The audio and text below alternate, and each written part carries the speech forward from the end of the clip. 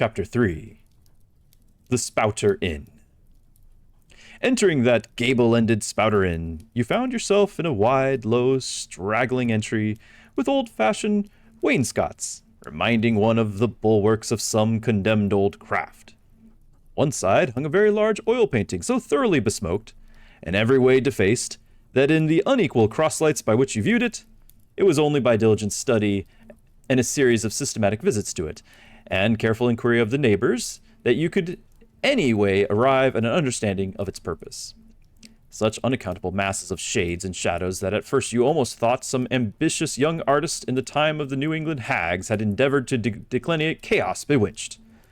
But by dint of much of an earnest contemplation and oft-repeated ponderings, and especially by throwing open the little window towards the back of the entry, you at last came to the conclusion that such an idea, however wild, might not be altogether unwarranted. But what puzzled most and confounded you was a long, limber, pretentious black mass of something hovering in the center of the picture over the three blue, dim, perpendicular lines floating in a nameless yeast. A boggy, soggy, squitchy picture truly enough to drive a nervous man distracted.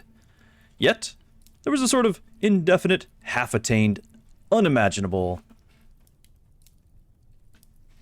sublimity about it that fairly froze you to it, till you involuntarily took an oath with yourself to find out what that marvelous painting meant. Ever and anon, a bright, but alas, deceptive idea would dart you through. It's the Black Sea, in a midnight gale. It's the unnatural combat of the four primal elements. It's a blasted heath. It's a Hyperborean winter scene. It's the breaking up of the icebound stream of time. But last of all, these fancies yielded to that one portentous something in the picture's midst. That, once found out, and all the rest were plain. But stop. Does it not bear a faint resemblance to a gigantic fish? Even the great Leviathan himself? In fact, the artist's design seemed this, a final theory of my own, partly based upon the aggregated opinions of many aged persons with whom I've conversed upon the subject. The picture represents a Cape Horner in a great hurricane, the half-foundered ship weltering there with its three dismantled masts alone visible, and an exasperated whale, purposing to spring clean over the craft. It is an enormous act of impaling himself upon the three mastheads. The opposite wall of this entry was hung all over with a heathenish array of monstrous clubs and spears. Some were thickly set with glittering teeth resembling ivory saws. Others were tufted with knots of human hair, and one was sickle-shaped, with a vast handle sweeping round like the segment made in new mown grass by a long-armed mower. You shuddered as you gazed and wondered what the monstrous cannibal and savage could have ever gone to a death harvesting with such a hacking, horrifying implement. Mixed with these were rusty old whaling lances and harpoons, all broken and deformed.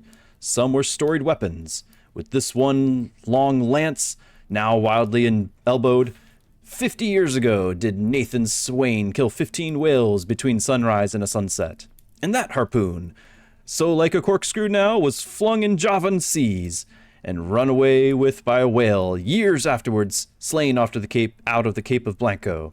The original iron entered nigh the tail and, like a restless needle surging in the body of a man, traveled full 40 feet, and at last was found embedded in the hump. Crossing this dusky entry, and on through yon low-arched way, cut through what in old times must have been a great central chimney, with fireplaces all around, you enter the public room.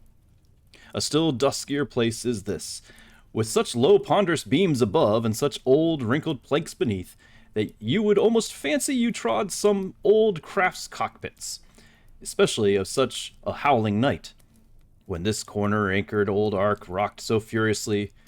On one side stood a long, low, shelf-like table, covered with crackled glass cases, filled with dusty rarities gathered from this wide world's remotest nooks.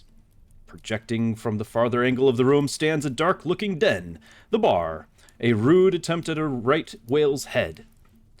Be that how it may, there stands the vast arched bone of the whale's jaw, so wide, a couch might almost dive beneath it.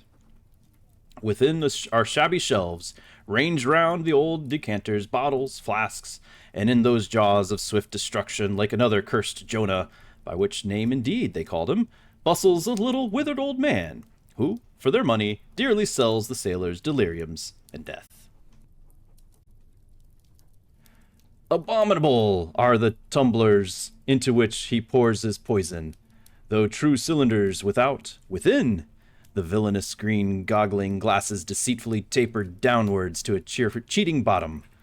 Parallel meridians rudely pecked into the glass, surrounded these footpads, goblets. Fill to this mark, and your charge is but a penny, but to this, a penny more, and so on to the full glass, the Cape Horn measure, which you may gulp down for a shilling. Upon entering the place, I found a number of young seafarers gathered about the table, examining by a dim light divers specimens of skirmbander.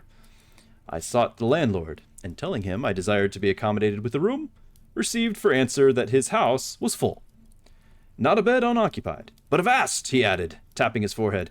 You hain't no objections to sharing a harpooner's blanket, have you? I suppose you're going a whalin', so you'd better get used to that sort of thing.